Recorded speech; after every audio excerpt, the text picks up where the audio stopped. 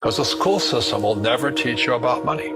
The school system was designed to teach you to be an employee or a doctor or a lawyer, a specialist, but never about money. My father was the head of education, PhD, all that stuff. I go home and ask him, said, why don't we learn about money in school? And he looked at me and says, because the government doesn't let us teach that subject. The government tells us what we can teach and what we can't teach. And I thought that was strange. And I said, but aren't we going to school to learn about money? He says, no, your job is to get a job. Poverty is passed on. It's taught in your families. And middle class is taught in families. And so the people right now who are sitting at home, who are struggling financially or worried about money or unhappy, they may be making a lot of money, but unhappy with what they're doing, it was probably taught to you. You know, your superego was taught, get a job, work hard, or you'll never be rich, or the rich are evil, or whatever. If you're poor, you'll always be poor. Money will disappear that fast. Just like most pro athletes, they make millions of dollars, and 65% are bankrupt 5 years later. It's because they come from poor families.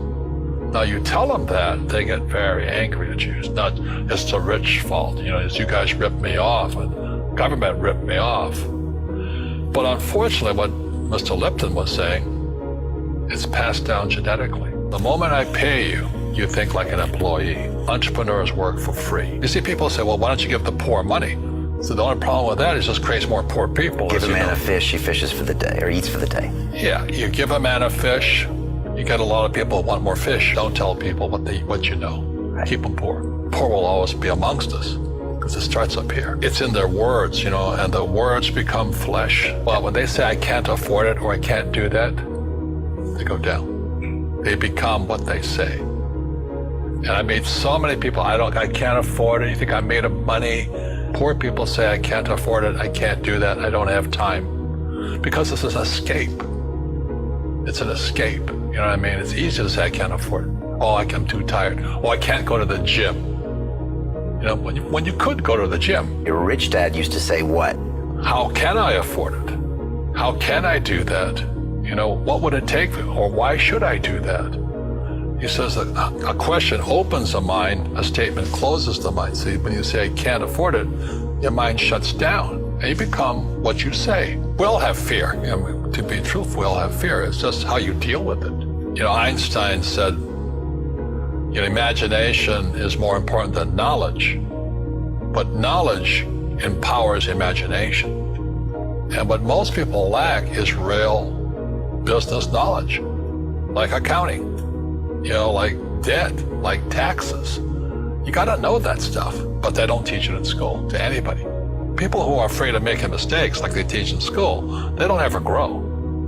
Because spirituality is there's good and there's bad, there's right and there's wrong, there's up and there's down. Most people only want to be right, they only want to be positive. Well, you can't have that. That's not reality. Every time I failed, it was like, good. I said, okay, what have I learned? And the average person, the reason they're poor is they haven't failed.